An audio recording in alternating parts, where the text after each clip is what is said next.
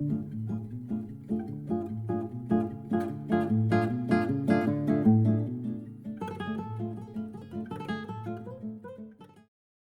and welcome everybody. 5 minutes with Sean, maybe 10. It is time to do something that's rarely done on this show. You notice the woman with me today, the star that she is. Lori, how are you? I'm great. How are you? Wonderful. Thank you for doing this. So we're going to be doing a digital dealer recap, you see, and normally there'd be a situation where I was at home and not attending things, and Lori was out making things happen in the world. And she would give me the lowdown. Well, today I was out there in the wild doing things, fending for myself, while Lori was not. She was at home. She saw the whole show on her LinkedIn feed, I have no doubt. There are enough people with enough pictures in the world. So we're going to reverse roles. Lori is going to take on the coveted role of guest host, only the second person to do that, as well as now the most visited guest to our little show here, 270 episodes worth. No one has been on the show more than Lori Halter. I am so excited. Thank you. I feel like this is the greatest award of my career yet. We're aiming to please here. All right. So with that, I don't have a notepad today, people. I am not taking notes. I am the one being asked the questions by the great moderator. Lori, take it away. Okay, Sean, thank you so much for being with us today on your own show. Thank you. So, okay, when I heard you were going to Digital Dealer, I was completely intrigued. And a little behind the scenes, April Simmons and I, who's Chief Marketing Officer for Horn, were trying to figure out how to get you there. Because word on the street is it's been 5 years since you last attended an event. So I'm so excited to be here with you today. I'm so excited to hear how it went. First things first, overall first thoughts of the show after not being on the scene for 5 years. What did you think of Digital Dealer? I loved a lot of what they were trying to do. I loved a lot about what they were trying to change. I thought there were some very, very cool things. One of the things that stood out to me was the people, right? So I have known a lot of people, yourself included, yourself on this list, probably now number one on this list of people that I've been associating with via the internet for years now, right? Yes. And they were there in front of me in person. And it was a bit crazy. It was a bit overwhelming. I don't like being noticed, I know it sounds crazy to people, but walking past people and then like you're tugging on your shirt. Oh, hey, oh my God. That kind of thing is weird to me. And it happened a lot. And why wouldn't it? I've made myself sort of a recluse in that way. So I get it. I brought it on myself. But the people, that part of the energy, being around a bunch of car people, yes, energy is unchanged. It is the same as it was 5 years ago. You can feel it. You know that most people are out there for the good of what we're trying to get accomplished here. Yes, I love that. And I feel like every time I come back from a conference, you and I have talked about this on my recaps, the people and the connections are really what keeps me going back to these. I think I agree. No matter what conference, like bar none, the people that attend are number one. Always. I know they were trying to do a couple of different things with the show Digital Dealer themselves. Like for instance, on the PR side, there couldn't be any speaker applications for the spring show. They picked with a committee. They tried a couple of masterminds of which you were a part of. They tried some learning labs. So I'm not sure if you got to very many like sessions themselves, but did it feel different than previous conferences? Absolutely. I did. Bill Schomburg knows this about me. I got the walking shoes on. So I feel so bad when the ladies have to scan my badge because I'm always like, look, I'm going to be here for about 6 minutes. Like I'm not committed to anything. I like to just hear. If someone grabs me, pulls me in, I'll hang out a little longer. Otherwise, I'm back of the room. I like to just get a vibe for what everyone's doing and seeing, and then I like to go somewhere else. Yeah. And see what they're doing. And so it was very cool. The amount of speaking opportunities, the different things, like what we did, that mastermind sort of thing that we did, inspired by April and all the things she thinks about. To try and make these things better was awesome. It was awesome. Yeah. It was awesome for vendors. It was awesome for dealers. It was awesome for everyone in the same room. And with that part of it, I think that they could do more of it. There was still, I thought there was like this whole no duplication rule. I guess that only meant for like some people because Right. plenty of people had duplication. And I still think we have too much going on at once. I still think as a dealer, you have to make a decision of 5, 6 things, 4 things. It's still too much. And I don't think people need 2-hour sessions twice. I just don't think that. I think we could do better and make it easier for our dealer. Not to mention, Lori, the feedback I got from my clients who were like, you're coming out in public and I can't be there, was the timing. I get that Tampa, the convention center is probably only available a certain amount of time, but we got to plan ahead. The 1st to the 3rd, I mean, these guys are closing out months. That's very true. The feedback from dealers was just frustration in that regard, that they either couldn't attend or were only there sparsely because they had to get back and do what it is that, their job. Yeah, I didn't even think about the timing from that. I thought about the timing from my perspective. I couldn't go because my kids are like neck deep in end of school activities. Yeah. But from a dealership perspective, and I know one of the reasons they changed the format this year was to hope to get more dealerships attending. I know it's hard to get a feel for that, but could you get a feel for like number of vendors versus dealers? Like, has that changed at all? It's still, it's still a weighted vendor, right? I mean, that's what pays the bills for all this stuff to happen in the first place and all of this. So that part of it, the dealers were there. And again, it's the old badge turned over, right? You feel terrible that they feel the need to do it, but in the same way, I always joke, there's no reason to turn it over because we all know then if it's turned over, at least that's if right. and you're walking fast enough, I can't read it, but if it's turned over, I know. But the venue hall, it's depressing. I don't know how else to say it to you, Lori. I wish I had a better, adjective for it, but it's just, it's so small. It's so blocked off. The coolest thing they did by far, besides the session breakout, was this vendor speed dating dealer thing. Okay, tell us about this. This sounds super cool. I could only be on the peripheral. Like I wasn't, you weren't allowed to like be a real involved date, right? if you weren't involved, right? So I think it was like a way to say, hey, you paid for a booth. We kind of know how that goes. So let's give you an option to sit with dealers, decision makers, and pitch it and move and just speed date through. Okay. I thought it could replace the hall concept in general. And I thought you could just do it in a way that would allow people like, hey, come on down. And they paid for the dealer ticket, I believe. Don't quote me on that, but I think the dealers who were involved had some sort of financial like, hey, if you're coming anyways, we'll prompt you the ticket and just be a part of this, be a decision. Come by this. Yeah. And vendors seem to love it from the feedback that I got on the back half of it. So those were the cool things that I think could make more of. It was exciting to watch from a distance. But and I love the idea of the speed dating because like you're saying, like, let's all be honest, right? Vendors are there to do business. Dealers are there. They want to find they're there to have fun in Vegas and Tampa, but they're also there to find new solutions and find new technology solutions for what their needs are and services.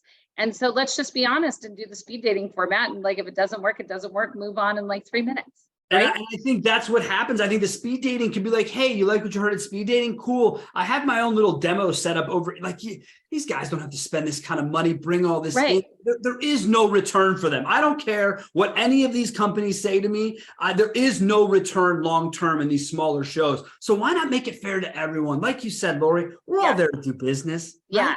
Well, they're there to learn. Cool. That's awesome. And maybe you do like, maybe you do it where you could get more vendors involved, like myself, if the rate was different, right? If it was a small, if it was not so high. Give us this, and we'll put you in the room. Like, oh, okay. I would have done it. We were there to promote Harbin Social, make sure we get that. That's what we were there to promote. My man, Jeff Hunter. So if I could have, sponsored him to be in a one-on-one session, I'd have done that. So that's something I think that they could expand on for sure.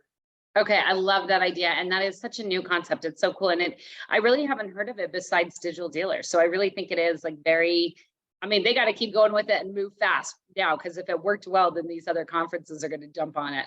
Agreed. But I think that's something that could be great. But I want to move on to my favorite thing, the nightlife. And I know this is your least favorite thing, probably. So did you go to any parties? What was give me all the gossip, give me all the tea, as my team will say. I'll walk you through the way it happened for me. So I was planning on going to the party on night one. My flight was supposed to get in at 5:00. I have not traveled since February of 2020. Okay. Amazing. That fateful month, right? It was Leap Day. It was the last day. I was flying on Leap Day to come home. For my last trip. That was the last time. So anyhow, here I am going out for the planes. I'm going to do it. I'm all excited. I got my backpack on. I got my water with me. Anyone who saw me at the show knows any pictures you saw me in. The same thing I wear hiking, I wore to the show because water is scarce, Lori. Water is scarce. So my hotel has a free water filler. So every morning I just put 80 ounces in the backpack. Oh my God. And we walk, baby. And we walk and we cruise and we drink water all day long. I can't tell you how many people stop me and are like, oh, is there vodka? Like, yeah, I'm walking around all day. Just come on, guys. It's water. Well, sadly, there may be some that are doing that at that show. Sadly, there might have been, but I think I'm the only one with a camel pack. And it is a show for anyone who is tired of the lack of water in your life. Go bring yourself a camel pack, put a little small backpack on, keep all your shit in there anyways. It worked out. So, all right. So flights are delayed. I missed the party. I missed the party. No. I ended up spending 7 hours in airports on day one. And by the way, if we're going to just quickly touch on this, with the new format of day one, very light, day two, day three, heavy. Yes. No one that I spoke to or heard from felt like that was communicated very well. So a lot of people showed up on Monday looking to do business and they had 8 hours of badge pickup and then a party at night. So there was and people were leaving Tuesday. My boy Jeff Hunter and I got pulled in to be a speaker on Wednesday late afternoon. Bren West, thanks a lot for that. We appreciate you bringing us on there. But when that happened, it happened because people had to leave. People were like, oh, Wednesday. Oh, no, I thought third day, and they were just, no one clicked with it. So that part did not go off as hits. Anyways, party, going to be there, can't get there. So end up getting in like 10:30 at night, 11 o'clock. It's been a long day of airports. Go to my hotel, I get checked in. I walk downstairs, buddy of mine's there. We start chatting. And then around the corner comes Sean Armour. I don't know if you've ever met Sean Armour in person, but his energy, it's just incredible. And he comes bull rushing at me from across the hotel room, hotel lobby, and we collide. And it was this, sort of holy cow, what happened? He said, hey, people are across the street at the JW. Let's walk over. Let's see what's up. Oh, so fun. We walk over and I saw the aforementioned Miss April Simmons, the kind of, brainchild behind all of this. I see her sitting at the table. I go to walk up and approach her and someone else sees me and just yells to this bar. Entire bar stops and turns around and he's like, it's Sean Welsh, everyone's celebrating. Like a celebrity. No. You're like one of those celebrities, but you've been like in your castle, like away for 5 But I don't want that. You know what I mean? Like I'm already overwhelmed. I've been in airports. I've been around more people. I've been around more people in the last 12 hours by the time I arrived there than I have been in 3 years. So it was just like, oh shit. And then everyone started coming around, wants hugs, say hi. And again, my wife thinks, she's like, you're full of shit. You love every minute of it. And maybe years ago I would have, but now I've built a life that doesn't include a lot of other things except what I do. And, what I kind of, as April says, the tight circle, right? The right around the circle.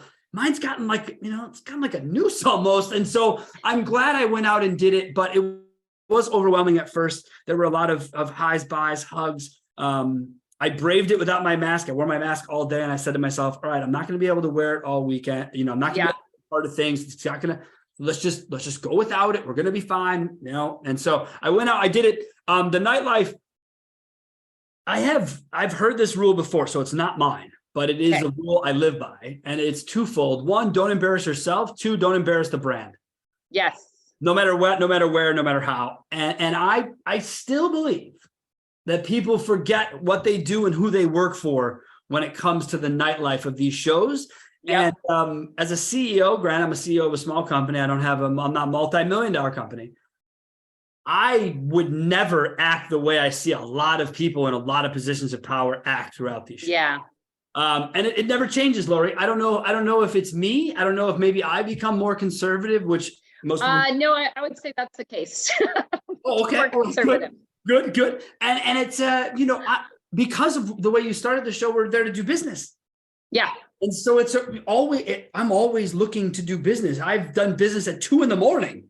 because I'm in the place to do business at 2 a.m, right? Like that's how I approach it. So Yeah, the nightlife, the parties were interesting and different. I got invited to a few different ones, couldn't make all of them. I know that there Yeah. were a bunch of kind of smaller events going on. And Yeah. honestly, what ended up happening, April Simmons is not only the mastermind, but she's also like a client of mine.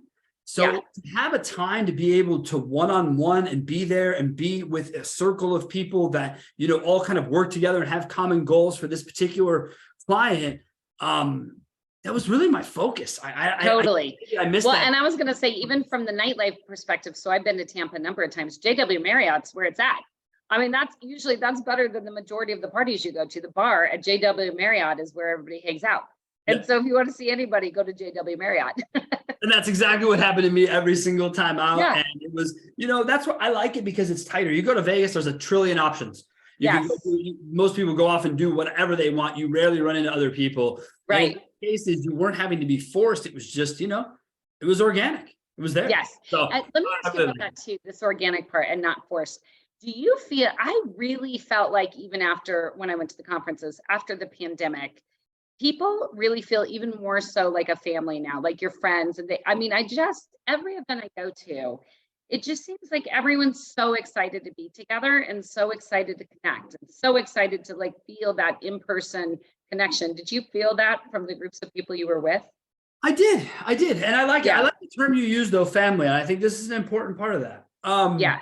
Just because we're family doesn't mean I gotta like you. And I'm and I don't want people to take this the wrong way. I don't. But there's people I do business with. I've been doing this a long time. I like to say that I'm unbiased. I'm biased as shit because I know what works and I know what doesn't. And so if it doesn't, it doesn't. Not to me anyways. And so this idea that I owe people things or I should collaborate with people because that's what we do and that's the industry we're in, I'm sorry. It's a hard no for me. It just is. Yep. I collaborate with who I believe will take what I'm trying to do further. I don't just do it to do it. I'm very, very, very, very selective. So I got some negative pushback from people who had been like, oh, I've been trying to reach you on LinkedIn. Can't. Well, you know, man, I'll be honest with you. Now that you're in front of me, I'm not into it. Sorry. I've looked at it a billion times. I'm not into it.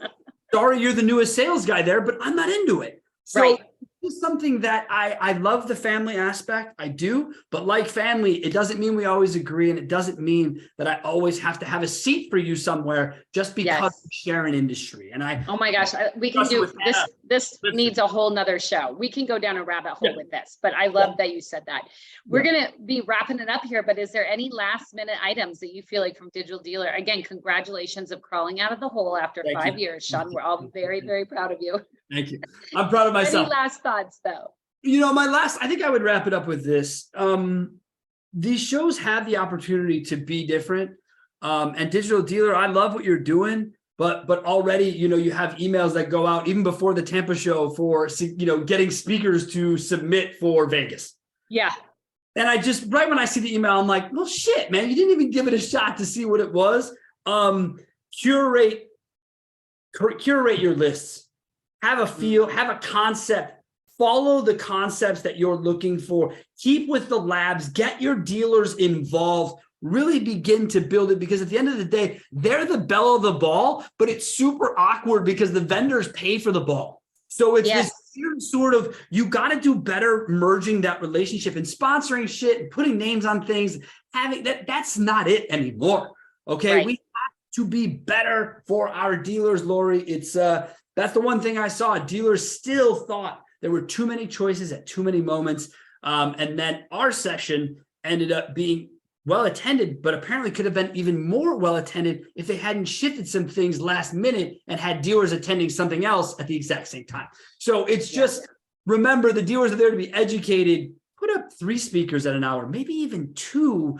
And you don't need the quantity you currently have. Trust me, I've sat in those rooms. I've watched people walk out. I'm telling you, just because someone pays doesn't mean they're a good speaker. Yes, I love that. Simplify it way down, right? There's no shame in simplifying. None at all. Well, I love this. Congratulations on coming back out. It sounds like we may or may not see you in the future.